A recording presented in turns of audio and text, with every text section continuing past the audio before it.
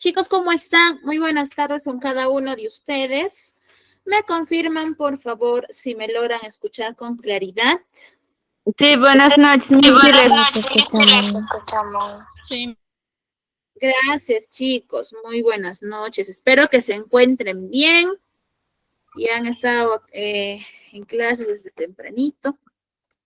Bien, chicos, vamos a empezar la clase del día de hoy. Ya pueden ir observando ahí en pantalla, darle la bienvenida primero, ¿no? Antes de empezar de cajón con el tema. Este segundo bimestre, ya miren, ve, el tiempo pasa súper rápido. Entonces, vamos a aprovechar el tiempo que tenemos y empezar con la sesión del día de hoy, ¿no? Ya el bimestre anterior habíamos estado revisando un poco de literatura. Habíamos visto la literatura clásica, habíamos revisado la literatura medieval también, y ahora vamos a empezar revisando la literatura que corresponde al neoclasicismo francés, ¿ya? Vamos a empezar para que se suelten también ustedes respondiendo las siguientes preguntas, ¿ya? Para romper el hielo, chicos. Chicos, para ustedes, ¿qué es la avaricia? ¿Qué es la avaricia, chicos? ¿Cómo ustedes lo pueden definir? ¿Qué es la avaricia? A ver, Aira, ¿sí? ¿Está bien? Sí, hola. Bueno, yo siento que la avaricia es como un signo de que se ciega demasiado por dinero y no le importa más nada que el dinero y los lujos. Muy bien. Hija, ¿cuáles son tus apellidos? Ramos, liras. Ramos, Liras. Liras. Listo, gracias. Aira, ¿verdad? Sí, Aira. Aira. Ok, muy bien, Aira. Muchas gracias. Muy bien, para los demás chicos, ¿qué es la avaricia? ¿Qué es la avaricia, chicos? A ver, Para tal mí la vez por ahí. avaricia es el afán de conseguir cosas para una comodidad de uno mismo, ¿no? Ya, una comodidad, dice. Ya, bien, vamos bien. Los demás chicos, ¿qué entienden por avaricia? Sin miedo, activen el audio, escriban al chat. Si es que no pueden, tal vez activar sus micrófonos. Yo lo voy a ir leyendo. A ver, Diego me dice, alguien que quiere más de lo que tiene y no se conforma con lo que tiene. Ah, ya. Listo, Diego, gracias. ¿Qué me dice Gracie? Es una obsesión por algo. Ya. Listo. La avaricia. Un tema o un aspecto que no es ajeno a nosotros, por cierto. Chicos, ¿ustedes alguna vez han actuado como una persona avara en la vida con los años que tienen de vida ya? Consideran, a ver, ustedes autoevalúense, analicen sus años de vida y coméntenme o coméntenos, ¿alguna vez han actuado como una persona avara?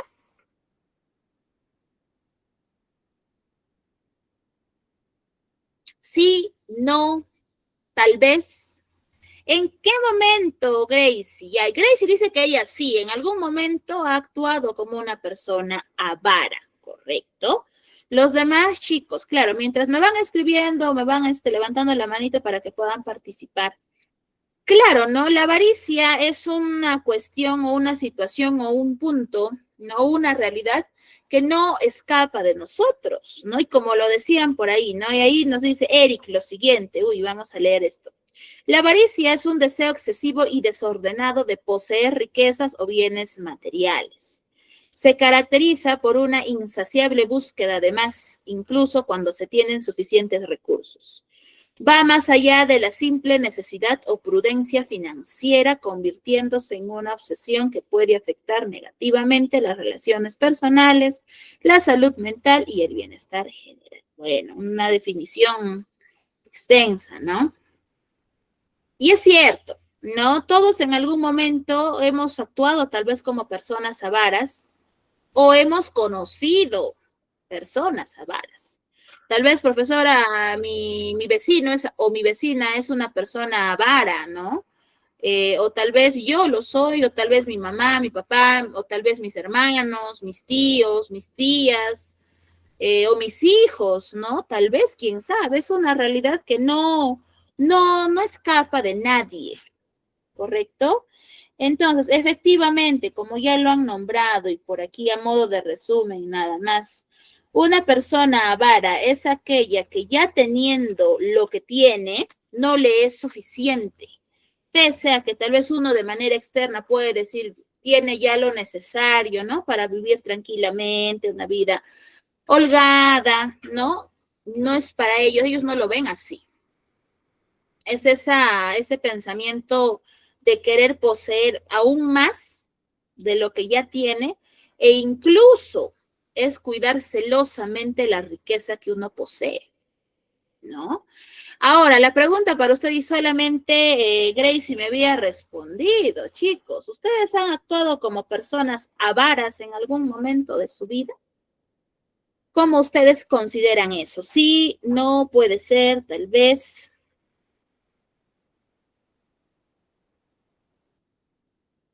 ¿Han actuado o no han actuado como personas avaras, chicos?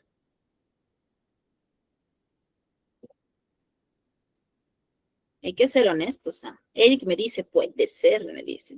Yo no, me dice Diego. Ya, Diego no. Eric, tal vez, quizás, puede ser. Gracie dice que ella sí ha actuado como una persona avara. Y ojo, a reconocer eso no está mal, porque en algún momento tal vez lo hemos hecho. ¿Ya? Tercera, Zaida me dice tal vez. Ya, muy bien. Vamos soltándonos. Palmiro, ¿cómo estás? Buenas noches. Chicos, en la vida, ¿quién le otorga el valor a las cosas? ¿Quién le da ese valor tal vez a lo que tenemos? ¿Quién, chicos? ¿El vecino? ¿El presidente? ¿El alcalde? Muy bien, Palmiro. Nosotros mismos, ¿no? Incluso ahí no me van a dejar mentira. Y ese valor a las cosas no solamente aplica en dinero. No sé si a ustedes les ha pasado, a mí sí, y he visto también a veces, y lo he visto, por ejemplo, en mi abuela, ¿no? Y tal vez ustedes también, como les decía, a veces hay cosas materiales pequeñas, tal vez para algunos insignificantes, que son parte de una herencia, ¿no? Ay, mira, esta olla era de mi mamá, te dicen, ¿no? Los abuelos o los padres, ¿no?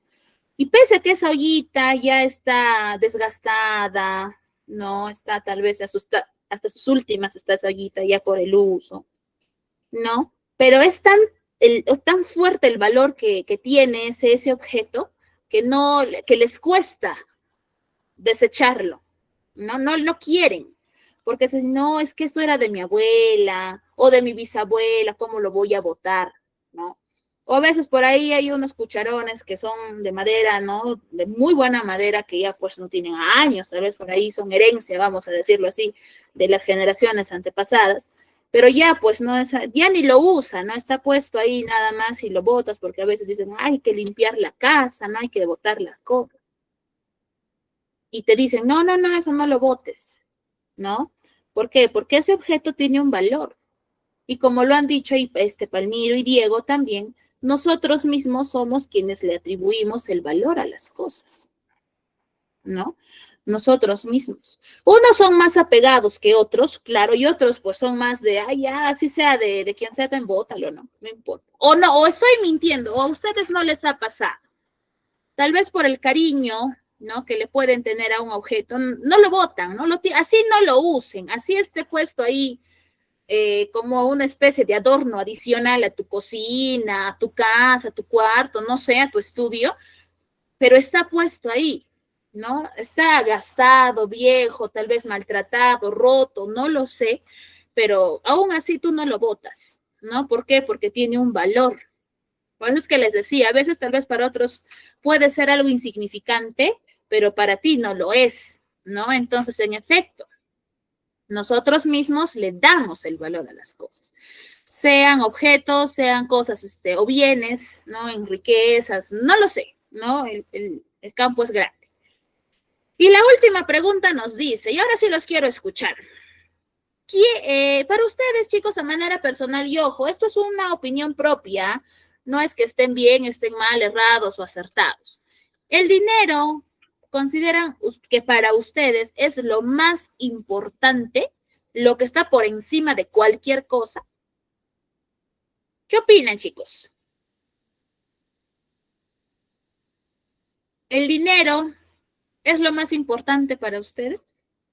A ver, Gracie me dice, no tanto, pero sí para algunas cosas, como por ejemplo para estudiar, entre otras. Ya, ok.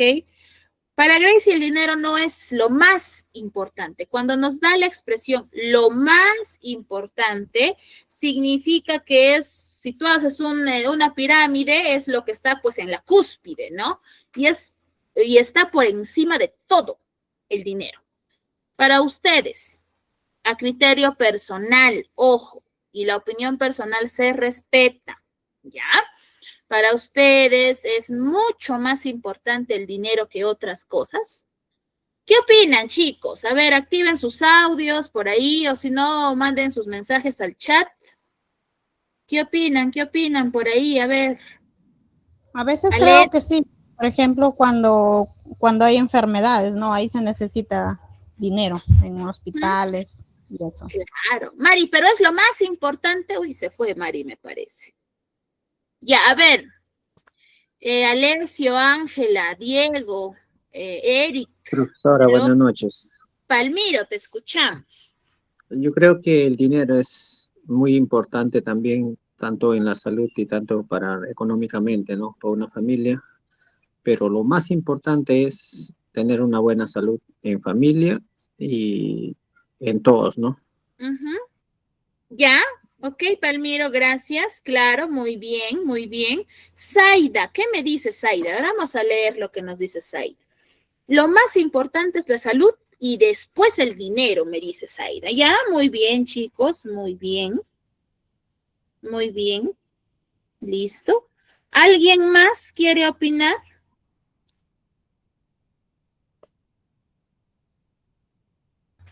¿Alguien más? Chicos, chicas, ¿alguien? ¿Alguien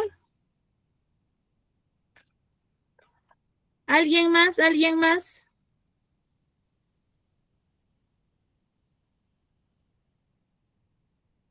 Ya. El dinero, claro, bueno, respeto la opinión de todos. Como les digo, la opinión es personal, se escucha y se respeta. Y yo también opino o comparto la opinión del hecho de que sí es cierto, el dinero es un mal necesario, como dicen, ¿no? ¿Por qué? Porque, bueno, pues no ayuda al tema médico, etcétera, ¿no? Diferentes necesidades. Ustedes saben que como seres humanos tenemos un montón de necesidades y el dinero nos ayuda a poder cubrirlas. Sí es importante, particularmente tampoco lo considero lo más importante, porque en efecto, ¿no? Yo siempre he dicho, puedes tener todo el dinero del mundo, pero si no tienes salud, no te va a servir de nada, ¿no? Profesora, pero el dinero te va a ayudar a ir al médico, a un buen hospital o una muy buena clínica, vas a poder pagar muy buenos tratamientos. Es cierto, pero ustedes saben que hay enfermedades que por muchos tratamientos que uno pueda someterse, ya no tienen una salvación o una cura, ¿no? Así como cuando nos da la gripe, ¿no? Tú tomas tus pastillas, te medicas y ya te sanaste. No aplica. No hay enfermedades que ya de alguna forma u otra no te dan esa libertad ¿no? Entonces, particularmente opino también o comparto la opinión que me han estado nombrando por ahí. El Diego me dice, el dinero no es tanto, o bueno, no tan importante, sino tu salud es importante sobre cualquier cosa materiales. Correcto. Dionel, no te preocupes, Dionel, buenas noches, ya. Entonces, ¿no? Por aquí tal vez alguien me va a decir, profesora, para mí el dinero es lo más importante. Yo no puedo ver o vivir mi vida sin pensar que mi tarjeta está en 0 soles o que mi billetera no tiene ni 10 céntimos. Esa idea a mí me enferma, no me gusta. Yo quiero dinero, dinero, dinero. A veces, profesor, estoy ahorita trabajando en 3 lugares para tener mucho dinero y trabajo por la mañana, por la tarde y por la noche. También trabajo hasta la madrugada. Solamente duermo 2 horas, profesora, o a veces ni duermo. Bueno, no, eso también ya es perspectiva personal, ¿no? Entonces, ahí está. Profesora, ¿por qué no se han hecho esas preguntas? Ya lo vamos a ir entendiendo. ¿O qué relación tiene estas preguntas con el tema de hoy día, ¿no? Que es el neoclasicismo francés. Miren, chicos, tal vez el nombre neoclasicismo les suena, lo pueden vincular con el clasicismo griego. ¿Se acuerdan cuando vimos a Homero, cuando vimos a Sófocles, ¿no? Revisamos sus obras, la Ilíada, la Odisea, Edipo Rey, ya. Ahí fue el clasicismo y ahorita me dice usted neoclasicismo, ya. Vamos a ir vinculándolo. Hoy día nosotros vamos a hablar sobre esta corriente literaria, ¿ya? ¿Para qué, profesora? ¿Para qué me va a servir? Para poder identificar cuáles han sido los rasgos que han sido marcados durante este periodo, ¿ya? Y cómo es que se evidencian dentro de las obras o creaciones literarias que han surgido o han nacido dentro de esta época. ¿Correcto? Entonces vamos a empezar. El neoclasicismo francés, chicos, chicas, ¿ya? Es una corriente literaria que se va a desarrollar en Francia, por eso es neoclasicismo francés, y se va a dar entre los siglos XVII y XVIII durante el gobierno de Luis XIV, ¿ya? Este gobernador, este personaje, ¿no? Marca mucho su reinado o su gobierno porque él siempre perseguía el hecho de que las artes, de que la letra siempre llegue a su máximo esplendor, es decir, a un máximo desarrollo, ¿correcto? Siempre apuntaba a un crecimiento de conocimiento. Es por eso que este neoclasicismo francés se le conoce como el siglo de oro, ¿ya? ¿Por qué? Porque esta literatura que se desarrolla en este tiempo influye mucho en una literatura académica, en una literatura del saber. Y justamente por esta época, por este periodo, por esta influencia de este gobernador, de este rey, es que se crea la Academia Francesa, ¿no? Esta Academia Francesa se empieza a desarrollar dentro del marco racional, es decir, de la búsqueda de los cuestionamientos, ¿no? E incluso da origen a la RAE.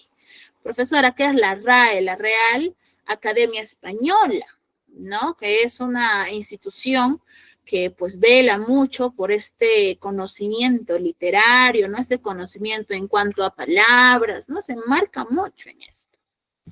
Entonces, la ilustración es lo que se enfoca en el desarrollo dentro del neoclasicismo francés. ¿Por qué? Ustedes recordarán que cuando nosotros hablábamos de literatura medieval, ¿no? Habíamos nombrado que la Iglesia había tomado o había sentado bastante su poder católico, ¿correcto?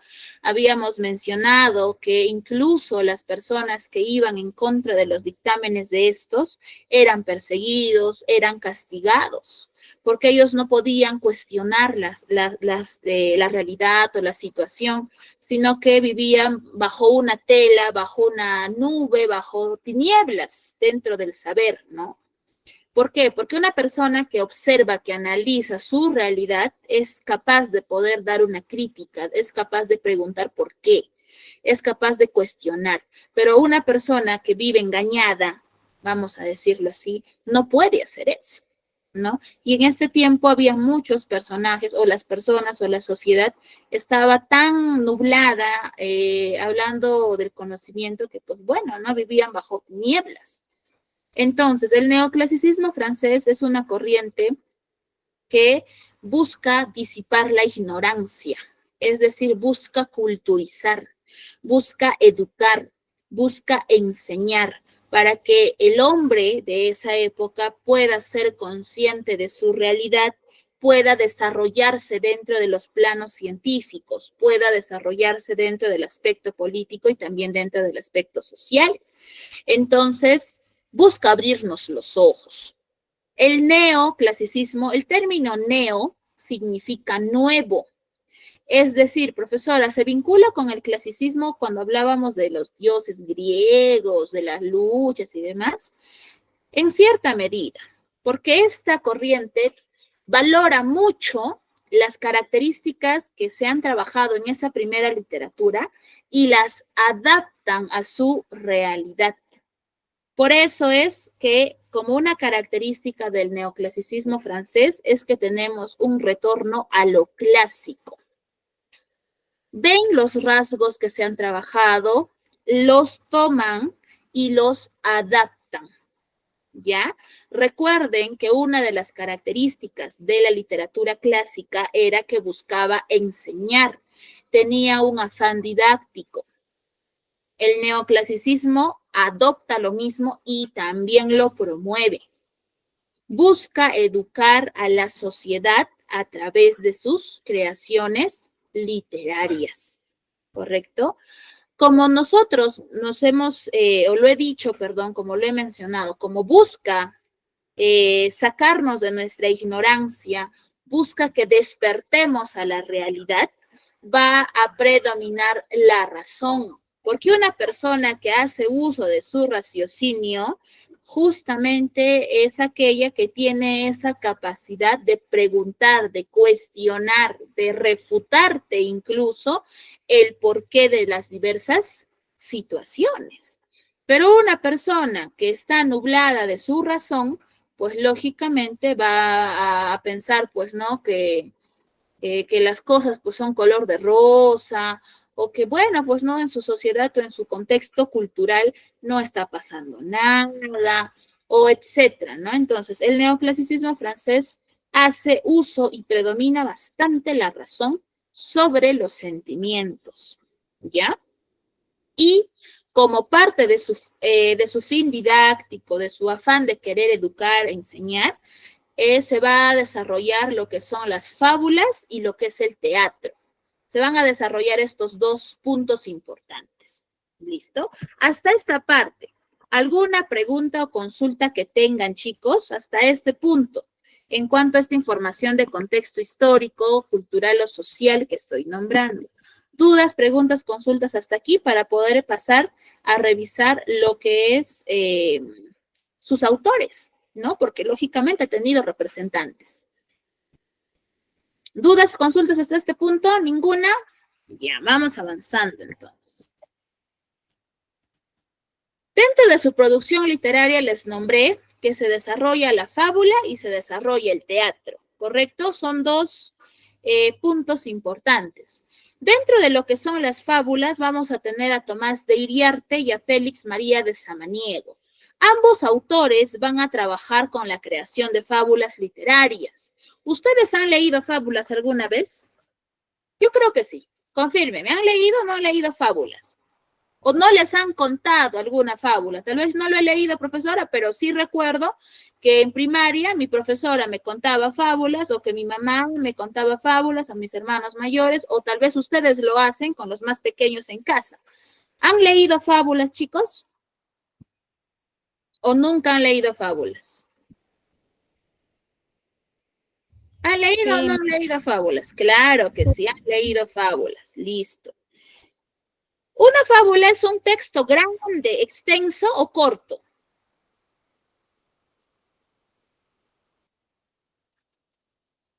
Corto. Es corto. Y al final de la fábula, ¿qué encontramos siempre? Un mensaje.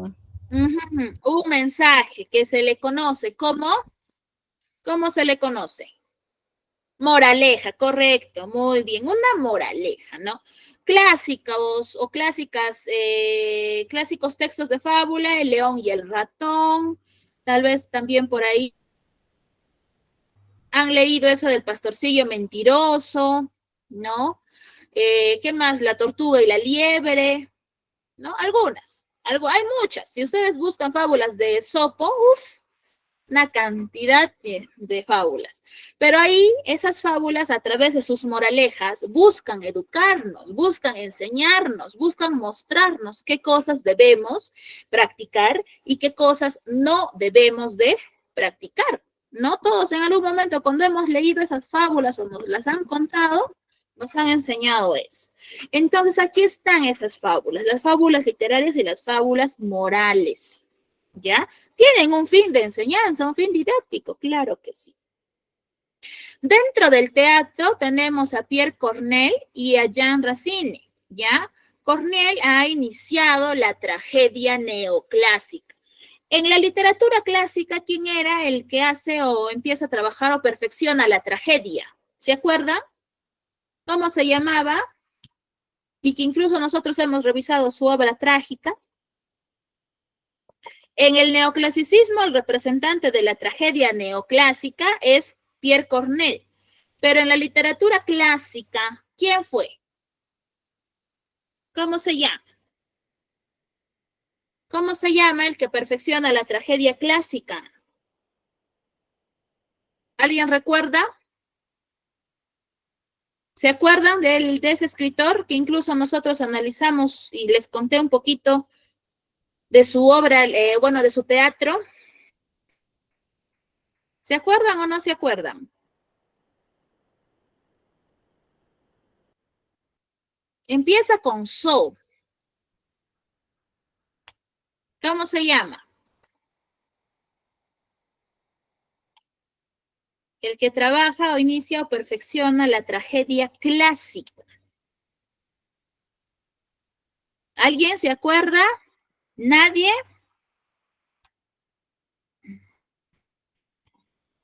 ¿Alguien? ¿Cuál ha sido su obra, profesora, de ese trágico griego? Este ha sido Edipo Rey. ¿Quién es el autor de Edipo Rey? El autor es...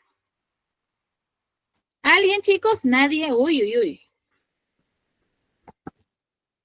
De Homero, sí, seguro se acuerdan, pero del otro, por ahí, ¿no? Un poquito, profesora, su nombre un poco medio rarito.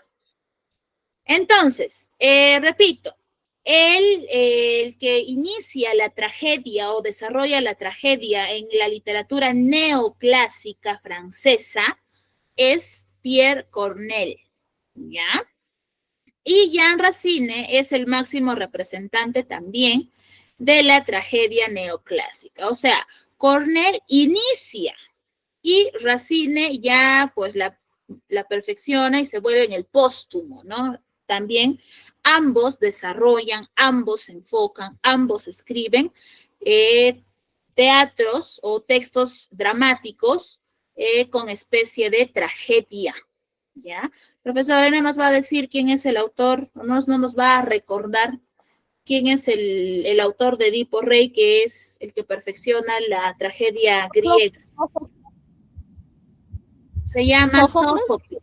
Correcto, Mari. Muy bien, Mari, Sófocles. Él es de la literatura clásica. Y estos dos, Corneille y Racine, de la literatura neoclásica. ¿Ya? Son distintos. Ojo, tengan mucho cuidado ahí. Listo, entonces, profesora, ¿son todos? No, no son todos, pero son los que vamos a ir nombrando. El día de hoy, nosotros vamos a hablar de un representante bastante conocido dentro de esta literatura, que es Molière, ¿ya? Molière, su verdadero nombre no fue Molière, chicos, ¿ya? Su verdadero nombre fue Jean-Baptiste Poquelin, ¿ya? Ese fue su nombre de este escritor bastante conocido, ¿ya? Molière va o tiene como lugar de origen o de nacimiento París y él nace en 1622, ¿correcto? Él, bueno, pues no, él desarrolla una serie de obras que se marcan mucho dentro de este contexto neoclásico francés, ¿ya? Entonces, las obras que este escritor hace o escribe tienen características muy marcadas, ¿ya? Para empezar, Molière satiriza los vicios de su sociedad, ¿no? Esos vicios de esos tiempos, ¿ya? Pero ¿qué es satirizar, profesora? Se burla en sus obras, pero es una sátira bastante sutil, ¿ya? Los personajes que él trabaja o marca mucho en sus obras son personajes que pertenecen a la clase alta, a la burguesía, a la parte aristocrática. ¿Listo? Entonces, marca mucho en sus personajes que son pues personas vanidosas, que son personas pedantes, que son truanes, hipócritas, muestra que son ignorantes también incluso, que son estafadores, o sea, trata de marcar todos esos rasgos que son muy propios de esa época, ¿ya? Por eso es que ahí nos dice, ¿no? Que él trata siempre de encarnar un defecto humano. ¿Qué defectos, profesora? Los defectos, pues, de la hipocresía, los defectos de la avaricia, de la envidia, de la ignorancia, ¿no? De la prepotencia, ¿no? Entonces, él marca mucho eso en sus obras teatrales, ¿listo? Entonces, él fue actor, director y dramaturgo. ¿A qué se refiere? Que él nada más no era como que el que escribía y quedaba ahí, ¿no? Sino que él formaba parte de la producción de su obra, ¿ya? Era parte de su propia creación. La escribía, es cierto, pero dentro de las representaciones, porque recuerden que el género dramático es representar, es actuar, era parte también de ese trabajo. ¿Listo? Entonces, ¿qué obras ha escrito Molière, profesora? Aquí tenemos algunos. Molière ha escrito Las preciosas ridículas, ha escrito El misántropo, El tartufo y El enfermo imaginario. ¿Son los únicos, profesora? No. También ha escrito Don Juan, ¿no? Y una de las obras que vamos a revisar el día de hoy. ¿Ya? Entonces, ¿qué obra, profesora, vamos a ver hoy día? ¿Una de esas que ha mencionado? No. Vamos a ver una obra bastante conocida y ahí me van a entender el por qué les hice las preguntas que les hice al inicio. ¿Ya? ¿Por qué, profesora? Hoy día nosotros vamos a revisar El avaro. ¿Ya? Vamos a revisar El avaro. El avaro, chicos, es una obra teatral que pertenece al género dramático y tiene como especie la comedia, ¿ya?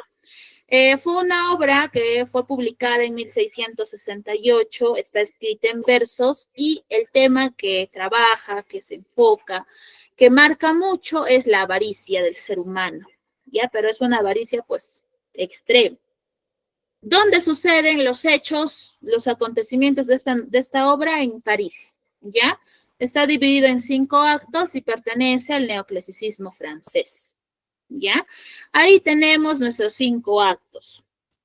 El primer acto está formado por 10 escenas, el segundo por 6, el tercero por 15, el cuarto por 7 y el quinto acto por 6 escenas. ¿Quiénes son los personajes que intervienen en esta obra? Son Harpagón, Cleanto, Elisa, Mariana, Valerio, Don Anselmo y Flecha. ¿Ya? Entonces, vamos a ver aquí lo siguiente. A ver, vamos a empezar por Harpagón, ¿ya? Harpagón era un señor que pertenecía a la clase burguesa, de unos 60 años, ¿correcto? Que posee él una fortuna, pues, bastante exuberante, ¿no? Y por tal motivo siempre cuida minuciosamente los gastos que él realiza, ¿no? Y por el mismo hecho de la riqueza que él posee, desconfía de absolutamente todos, hasta de sus propios hijos, ¿ya? Desconfía de sus hijos y piensa que cualquiera podría robarle lo que él tiene, Por ese motivo es que en un cofre él guarda el dinero que posee y lo entierra en el jardín de su casa, porque él considera que esa es la única manera en la que su dinero va a estar a salvo y nadie le va a poder quitar nada. Harpagón tiene 2 hijos, Elisa y Cleanto, ¿correcto? Sus 2 hijos, al observar las actitudes de su padre, se sienten mal, se sienten decepcionados, ¿no? Porque se dan cuenta que la avaricia que tiene su papá lo domina, ¿no? Y hace que pues, no quiera ni confía absolutamente en nadie y eso a ellos les causa tristeza. Esta avaricia de Harpagón también se marca en que él elige la esposa y el esposo de sus hijos. Por lo tanto, Harpagón quiere casar a su hija Elisa con don Anselmo. Don Anselmo también ya era una persona adulta, era una persona anciana, una persona vieja, vamos a decirlo así, pero con dinero, ¿ya? Y él sabe, Harpagón sabe que si su hija se casa con don Anselmo, pues lógicamente no va a poder pedir él una dote, ¿no? No va a pedir una dote a cambio de ese matrimonio. ¿Qué es la dote, profesor? Es un pequeño pago que se hacía en esos tiempos para que puedan casarse. Ya era como un trueque, vamos a decirlo. Si yo te pago y me caso, ¿no? Algo por ahí. Vuelvo al texto, a la novela o a la obra. En este caso, ¿no? Entonces él sabe que le conviene porque sabe que no va a gastar, sabe que él no va a poder pagar no va a tener que pagar una dote porque don Anselmo tiene dinero, entonces da lo mismo, ¿ya? Entonces, así como decide conseguirle y hacer que su hija se case con don Anselmo, quiere hacer lo mismo para su hijo Cleanto.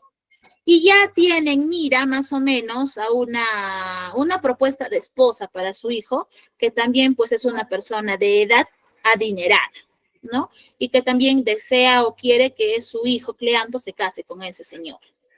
Entonces, bueno, ¿no? Harpagón decide él el futuro del matrimonio de sus hijos sin tomar en cuenta los sentimientos de estos, ¿no? Harpagón desconoce totalmente que su hija está enamorada de otra persona que es Valerio. Valerio es el sirviente, un joven, al igual que ella, pero que es trabajador en la casa de Harpagón y que llegó ahí porque salvó a Harpagón de un accidente, ¿no? Entonces, bueno, pues no, Valerio, para simpatizarlo, vamos a decirlo así, siempre halaga a Harpagón, no siempre trata de ganarse su confianza, es muy adulador, ¿no? Y esto despierta envidia, despierta enemistad entre los sirvientes, porque justamente como Valerio es muy, muy adulador, muy comedido con Harpagón, Harpagón pues tiene cierto tipo de preferencias por Valerio, ¿no? Y bueno, los sirvientes empiezan a sentir envidia, cólera, ¿no? Quieren votar a Valerio de alguna forma u otra, pero es un poco complicado. ¿Por qué Valerio se mata adulando a Harpagón? Porque considera que esa es la única manera en la que él puede conseguir que Harpagón pueda hacer que acepte la relación de su hija con él y pueda darle la mano de su hija, se permita el matrimonio de estos dos.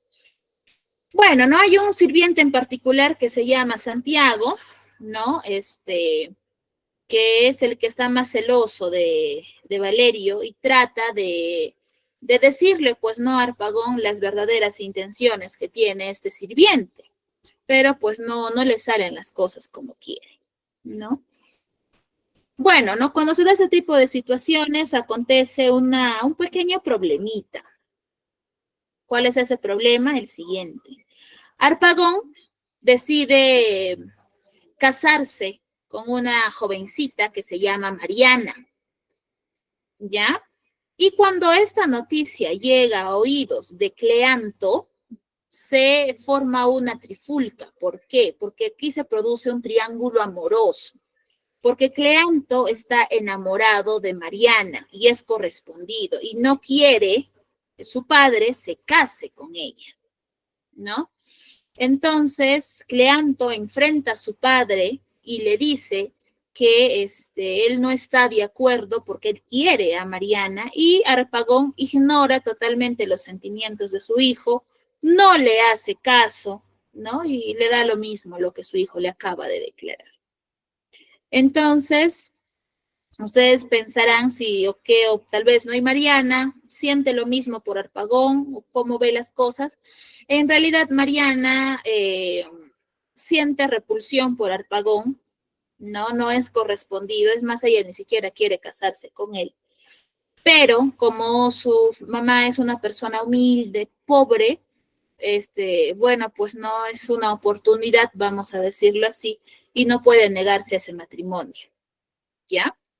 Entonces, después de esta acalorada discusión entre padre e hijo por el amor de Mariana, Harpagon decide desheredarlo, ¿no? Lo deshereda y, bueno, pues no, Cleanto se va.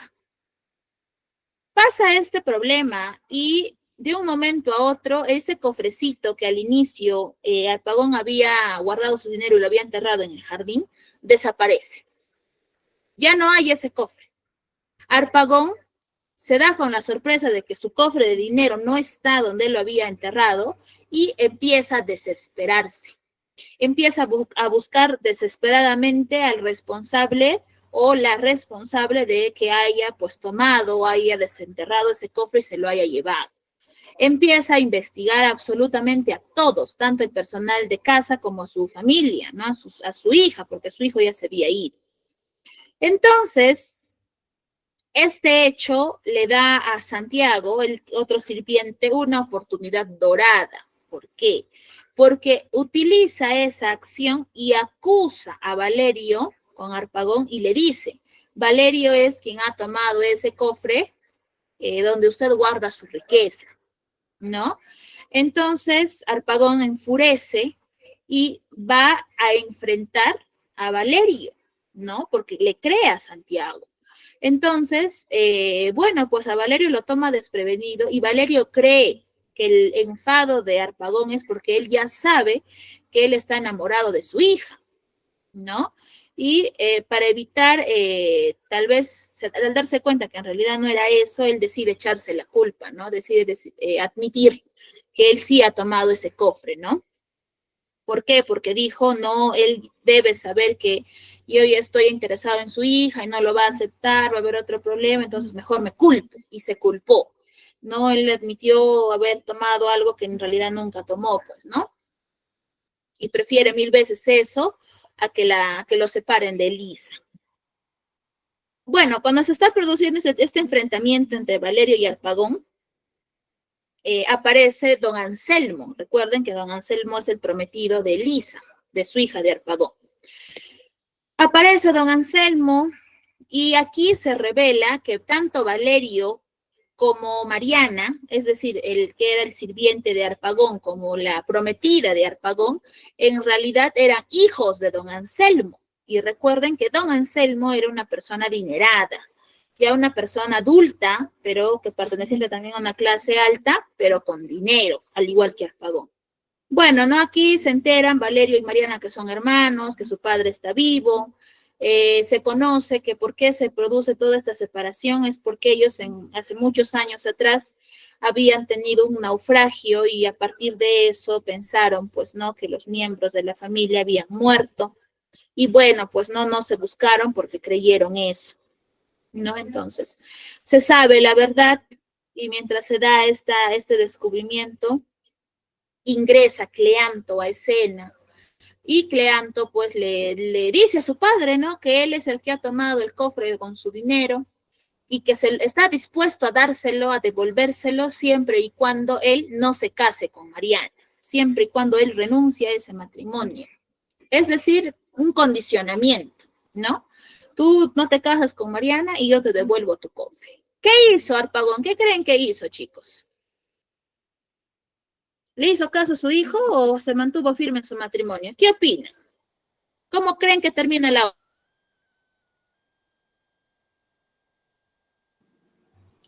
Para mí creo que mantiene firme su relación. Ya, Palmiro dice que la obra termina que Harpagon se casa con con Mariana y no hace caso a su hijo Cleanto, ¿ya? ¿Cómo creen que termina esa obra, chicos? A ver. ¿Cómo termina la obra, chicos? ¿Cómo creen que termina la obra? Yo creo que al final termina aceptando el cofre, porque se supone que es por el dinero, ¿no? Ya, tenemos dos posturas. Bien, chicos, la obra termina, ¿no? Harpagon escucha la propuesta de su hijo, sabe que su hijo tiene su cofre de dinero, y recuerden que Harpagon es una persona avara, ¿ya? Y la única condición para que él recupere su cofre con dinero, con su riqueza, es no casándose con María. Esa es su condición, que no se case. Que la deje libre para que Cleanto pueda hacer una vida con ella, pueda estar con ella, porque era la persona a la que él quería. Y fue así. La obra termina como que Harpagon recupera su cofre, don Anselmo recupera a su familia, es decir, a sus dos hijos, Valerio termina junto a Elisa y Cleanto junto a Mariana. Es decir, cada uno de esos personajes que se involucran dentro de esta obra terminan obteniendo lo que quieren, ¿no? Harpagon recupera su dinero, don Anselmo recupera su familia, Valerio y Elisa, pueden estar juntos, y Cleanto recupera a Mariana para que también puedan estar juntos. Y de esta manera es que esta obra finaliza. Cada quien feliz con lo que le toca. ¿Y ustedes creen que a don Anselmo le afectó el hecho de no casarse con Mariana? ¿Qué creen? ¿Le afectó o no le afectó? ¿Qué creen? Yo creo que no. ¿Ya? Que no. Claro, no. Si ponemos y analizamos la obra, ¿no? A Harpagon le interesa muchísimo más pues, sus bienes, ¿no? Su riqueza. Recuerden que una persona avara le preocupa muchísimo más no perder lo que tiene. ¿Ya?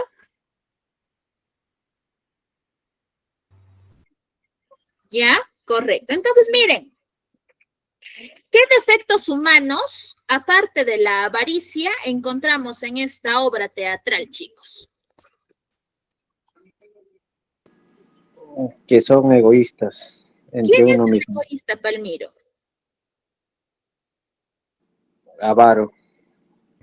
Claro, ahí Harpagon es avaro, perfecto. ¿Qué otros defectos se encuentran, chicos?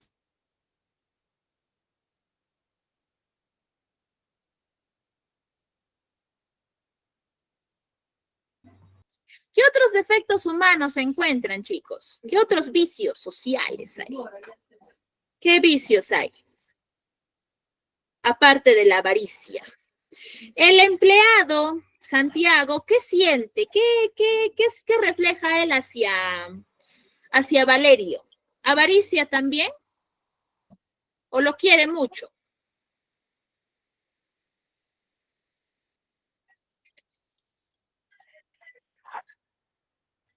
¿Qué siente Santiago por Valerio, chicos? ¿Admiración? Recuerden que Santiago es quien acusa a Valerio con Harpagon y le dice que él fue el que ha robado el cofre, ¿ah?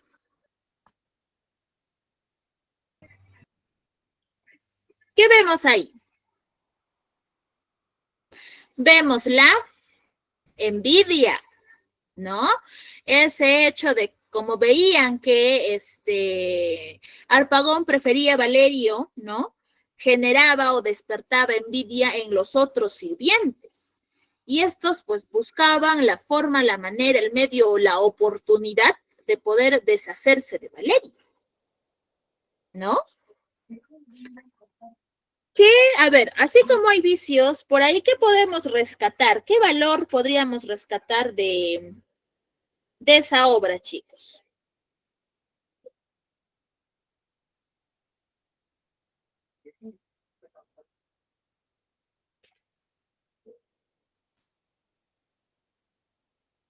¿Qué podemos rescatar? A ver, algo positivo, chicos, porque claro, la obra sí se encarga de mostrarnos bastantes defectos humanos, pero también por ahí algún aspecto positivo. ¿Cuál podría ser?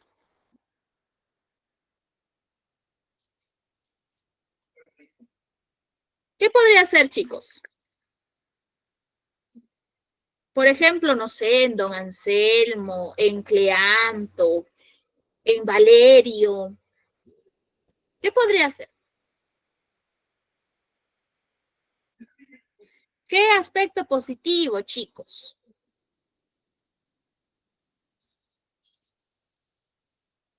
¿Qué siente Cleanto por Mariana, Valerio por Elisa?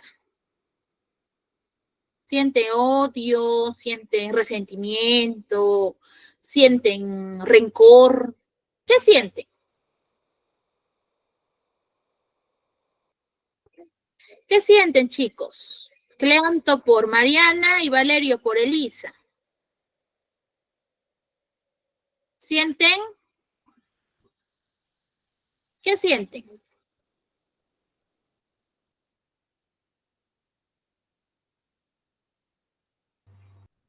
¿Qué sienten? Sienten amor, ¿no? Porque al final eso hace, o es el móvil que hace, pues, ¿no? Que Valerio, claro, Mari, está bien. Que es el móvil, ¿no? Y es el mismo móvil que incluso hace que don Anselmo busque a sus hijos y los encuentre. Y casualidades o caprichos de la vida, sus hijos terminan siendo o estando muy cerca a él. No, miren, en la casa de él que iba a ser su yerno, ¿no? Entonces, mire, dentro de esta pequeña obra se marcan muchos aspectos, ¿no? Y Molière trata de reflejarlos de la mejor manera posible. Vemos la envidia, vemos la avaricia, vemos el amor. Por ahí también incluso vemos conveniencia, ¿no? Vemos por ahí matrimonios arreglados, ¿no?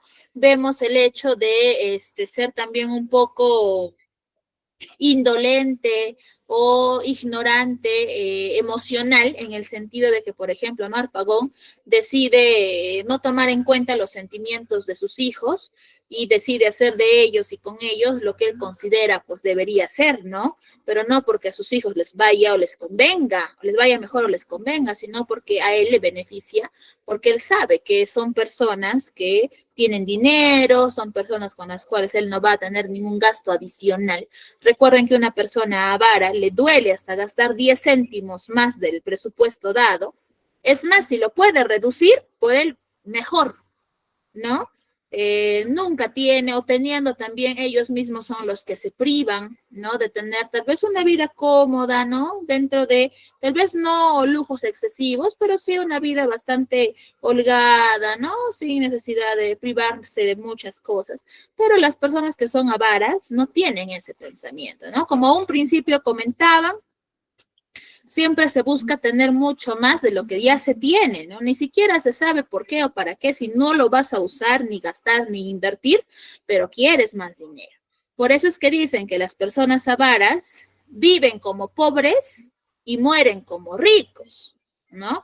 Y lo más cómico es que a veces cuando ya la persona avara fallece, con tanto esmero, con tanto celo ha cuidado su riqueza para que al final termine siendo despilfarrado a veces por otras personas, pues, ¿no? Que tal vez nunca en su vida él ha visto o lo han visto, ¿no? Y a veces eso pasa.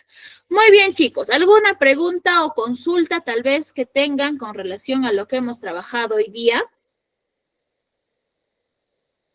¿Dudas, preguntas, consultas, chicos? ¿Dudas, preguntas, consultas? ¿Ninguna?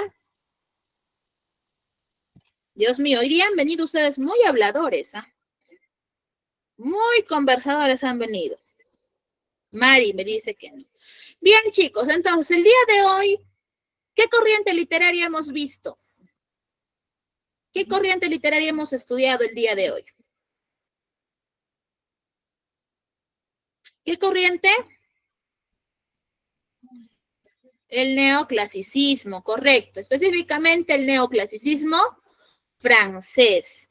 Perfecto, chicos. ¿Qué aspecto hemos visto del neoclasicismo francés? ¿Con qué nos quedamos del neoclasicismo francés? ¿O a qué autor hemos estudiado hoy día?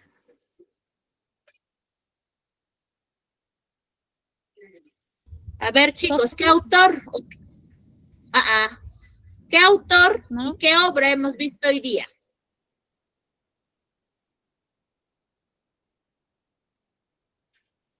Hemos visto al autor